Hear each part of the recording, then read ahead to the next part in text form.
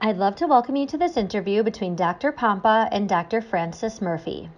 As a young man, Dr. Murphy struggled with a personal health issue, which led him down a long list of medical interventions that were ultimately unsuccessful. His life was forever changed, however, when chiropractic care finally diagnosed and corrected a rib problem that he thought he was going to have to live with forever. In 2006, Dr. Murphy made a phenomenal discovery by isolating the cause of frozen shoulder syndrome as a neurological disorder. Since his discovery, Dr. Murphy has been researching and developing a complete curriculum on the resolution and the true cause of frozen shoulder syndrome, dubbed the OTZ tension adjustment. His science and approach has a profound effect on the normal development of children, vagal nerve tone, Bell's palsy, insomnia, and a very long list of neurological disorders. I hope you enjoy this interview. Dr. Murphy, welcome to this webinar. Listen, I am so pleased to have you at our up-and-coming seminar and our event. It's going to be just a fire hose of knowledge, as you've already prepared me for. Well, we'll try to keep it down to a trickle. You're going to have trouble because this topic is I mean, you've discovered something. Listen, you're coming to the seminar for that reason. You've discovered something that I think everyone needs to hear, doctors and the public alike.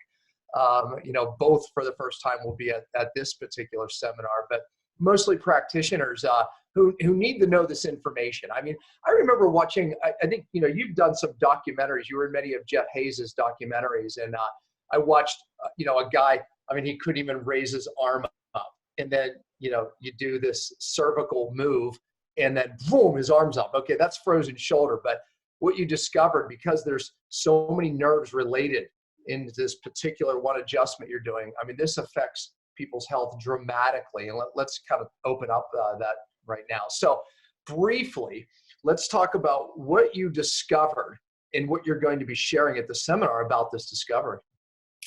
Well, in 2006, I had a patient come into the office. She was a librarian, Pam Hatcher is her name, and she had a frozen shoulder.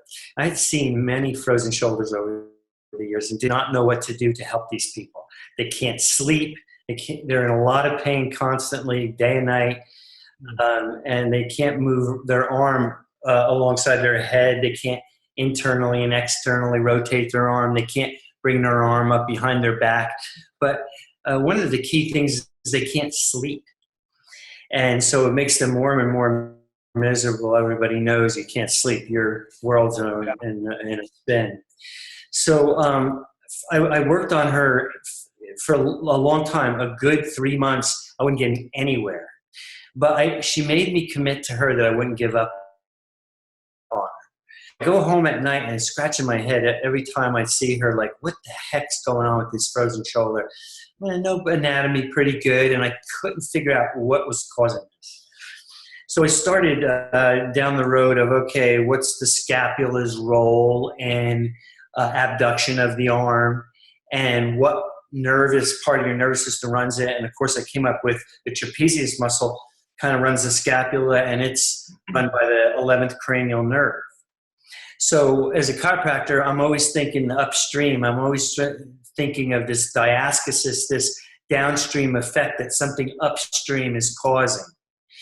And so I'm thinking, okay, how can I access the spinal accessory nerve? And I came up with the skull on spine relationship. But it took me quite a few months to kind of land on that. And so I brought that to her. She was ready to actually go to a surgeon and get her arm manipulated under anesthesia. Yeah. It's barbaric. They're doing that because they want to, they want to do something for the patient. The patient is in a lot of pain, but they don't really know exactly what they're doing. So it seems like a barbaric thing to me.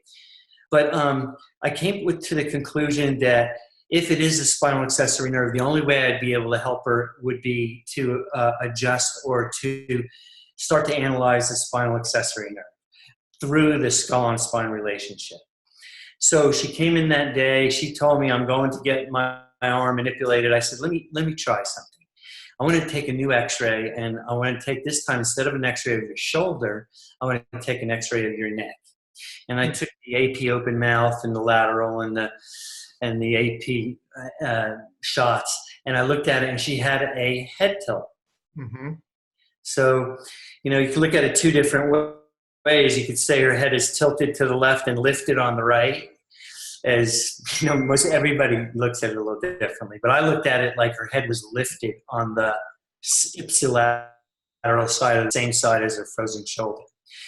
So I explained to her that this is wrong, and that I didn't know if it had anything at all to do with her frozen shoulder, but I'd like to palpate it and look at her a little differently, and if it was appropriate, make an adjustment there. And I did, and her arm was like a tent revival. I have a big open room practice and lots of people in this open room because I'm constantly talking. I'm trying to deliver information to everybody in the room all the time. And so I explained to her what exactly I was going to do and why I was going to do it and what I was trying to accomplish. And I laid her down supine, and I began to glide her skull. And I couldn't feel anything, Dan. It was like, I don't know what I'm looking for. So, but each time I tried to palpate it, I would go faster and faster. Finally, I take a little heat in myself, and I said, Francis, slow things down here. So I took her head, and I just slowed down my palpation. I closed my eyes, and I began to palpate her through the normal range of motion. And then at the extreme end of the range of motion of her occiput on her first cervical vertebra, I found a blocked area, what a chiropractor would call a loss of springy end feel, or just a block vector of movement that should have that springiness to it.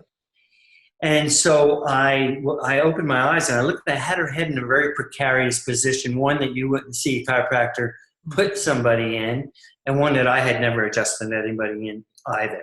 So it was a totally new thing, but I am a true believer in the philosophy of what we do, and that a subluxated joint, a joint that's lost its alignment, it's lost its neurological function, can be restored with a chiropractic adjustment, providing the joint is healthy. Right. And so I explained to her what I was going to do, and I palpated her back to that point again, and I delivered a thrust, and it was a very loud pop, if you will, a cavitation. Loud sound came out of her, and her arms flailed right at me. She says, "Don't do that to me again." And so I knew, though, at that second that her skull and spine relationship had changed dramatically. And so she stood up, and remarkably, her arm went right up. Right up. I was amazed, and I was amazed, really, and I didn't expect it, so I didn't videotape it. But I immediately said to myself, oh my gosh, could this be the cause of frozen shoulder syndrome? So I ran out to Best Buy, and I got myself a little camera. And I was the chiropractor for SMU at the time, and I had made good relationships with orthopedic surgeons who had tons of these people, but they didn't know what to do with them. And when I said to them, I think I found the cause and a good way to fix frozen shoulder, they were like, here you go. like laughing. So I was like, here, hey, we'll give you as many patients as you want. So I took on about 10 patients, and every one of them went right up. It was remarkable. But when I started to show it to medical doctors, they start saying, well, that was misdiagnosed. That's not a frozen shoulder. I don't know what it is. There's some restriction in the shoulder movement. It's not frozen shoulder. So I said, okay. So the next 200 patients required them to have a diagnosis with a medical doctor of frozen shoulder. And the same results. Almost every one of them, 75 to 80% of them went up in the first adjustment. And so this is the genesis of how this science began to become developed. So after I became known for this frozen shoulder, people were pouring into doors, and my practice had transformed itself into this frozen shoulder thing, which is good and bad. I don't like to take care of the same thing all day, every day. I like to be creative and help as many people as I can, and I already had a big practice. So, but it began to dawn on me, hey, how could the skull-on-spine relationship be altered and affect the spinal accessory nerve and leave out all the other nerves in the brainstem? I mean, select the spinal accessory nerve.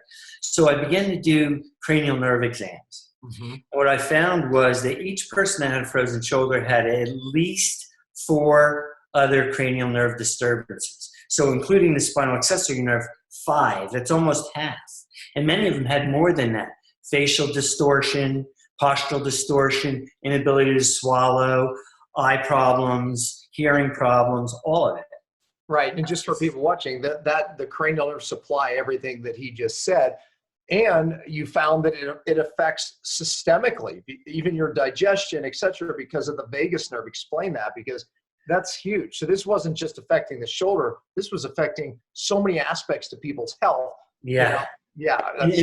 Which we know, I think a lot of people have tripped onto this, but didn't realize what exactly the mechanism of concern was. So the vagus nerve emanates in the brainstem, and it shares a conduit with the spinal accessory nerve. The nerve runs the shoulder, and they both exit through this hole called the jugular foramen, and they arbor. The vagus nerve arbors through the entire body, the gut, the diaphragm, the lungs and heart, and it has an intimate relationship with the frontal lobe of the brain.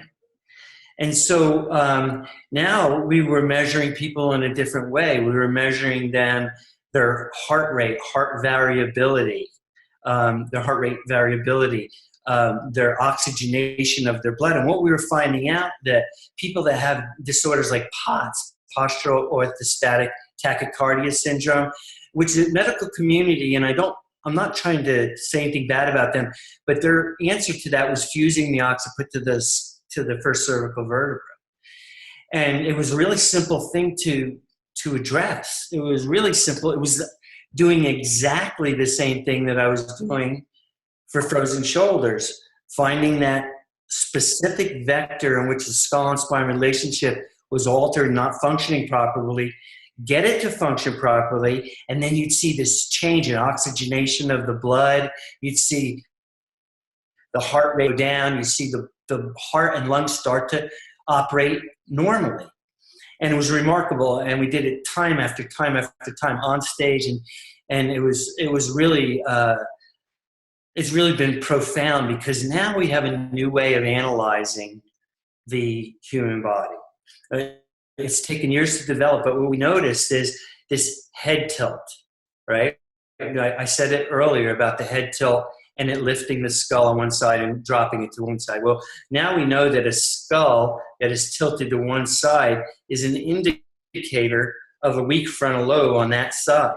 Oh, wow. And so the 3 things that the frontal lobe, the 3 most important things that the frontal lobe does is it inhibits flexion of the body, which, as the frontal lobe became developed, man started to stand up straight.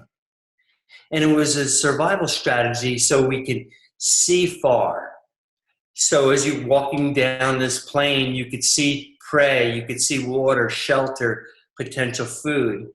And so this strategy was working, so man began to walk upright. And so when the frontal lobe becomes weaker, you see postural distortion, inability to inhibit flexion.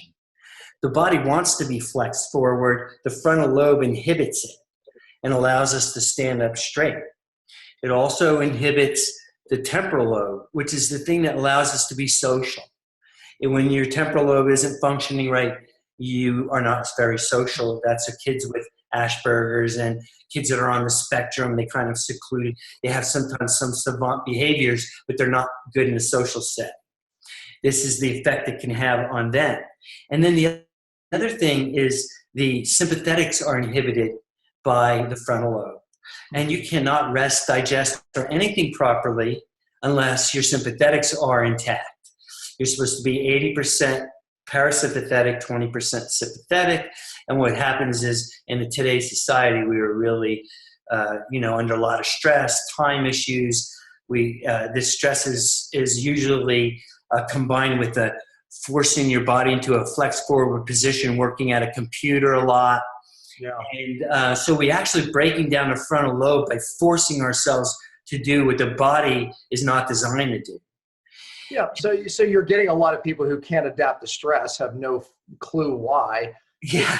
Their frontal lobe, their interference with the vagus nerve, which drives parasympathetic. So you have a drive of sympathetic. So they're probably doing all these things to deal with their stress, including overeating, taking pills, taking medication, taking supplements, you name it. And meanwhile, it's a structural problem. Yeah. In a lot of cases it is. And you can't fix the other problem unless you fix the structural problem first. Because there's information, your body is always just reacting to its environment. So your environment is constantly changing. Your body delivers that information to your brain makes the appropriate response. Well, as your body becomes distorted, it can't make the proper response. And we see it in almost every part of the body. I mean, we see people with digestive problems, even low back problems, people that have, we were talking about POTS and the whole heart and lung thing. But we even see as people, as their posture becomes altered and their head becomes tilted, their eyes start to change. And the muscles in your eyes are supposed to make your eyes an eyeball. But we see the eye becoming more ocular shaped because you're looking down, and now you find yourself rolling your eyes up to see straight ahead, which distorts the muscles that you're using them differently, and they one become dominant over the others, and before you know it, your eyesight is altered. So a lot of times, as we fix the skull on spine relationship and we recapture posture, people's eyesight gets better too. And you can go into everything in the body without that good proper structure in the frontal lobe working right. Everything kind of goes to hell over time. Well, I mean, at the seminar, you're going to be teaching this. People are going to be salivating for this, man. I mean, I love it. I think you said you're going to bring some folks up on stage as well. So and I'm bringing Mike Hall with me. You might remember Mike Hall.